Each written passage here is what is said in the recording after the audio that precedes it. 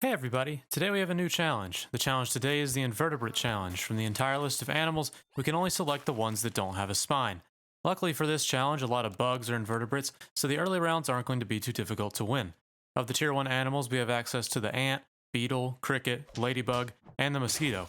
So winning a few rounds early is going to be crucial because that is already half of all the animals that we can buy for this challenge. From the tier 2 animals, our only option is the snail, which honestly is one that I'm really excited about.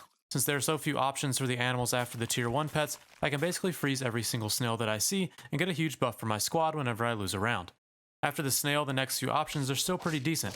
In tier 3 we have access to a caterpillar, which can pair nicely with any big animals we build up, and in tier 4 we can get the worm, and this is probably our biggest contender for our scaling unit for our caterpillar to target. The worm alone is a huge unit to grab early, and since I also have the ladybug on my team, every turn I feed my worm, my ladybug will be able to help alongside. Lastly, we have the scorpion and the octopus. The scorpion is always a great unit to replace a weak one in order to get some free trades, and if I get access to an early octopus, leveling up one to level 3 is a decent strategy as well.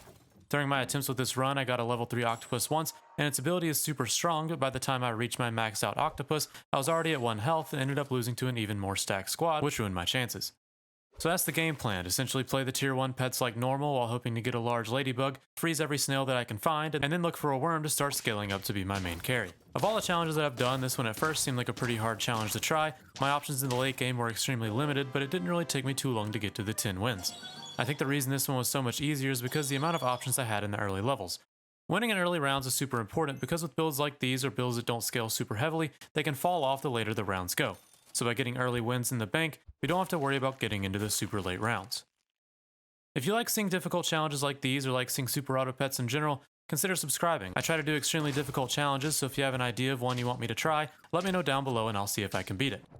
I've also seen the comments about some of you wanting commentary throughout the entire run instead of just this little intro that I have been doing, so I've decided to start a Twitch channel. Now I'll have live commentary over my gameplay, so if you want to come hang out and watch all the failed attempts that lead up to most of these videos, go follow whenever you get the chance. I'll try to get a schedule at some point, but I should be streaming tonight if you want to stop by. My channel's down in the description below. But until then, enjoy the rest of the run.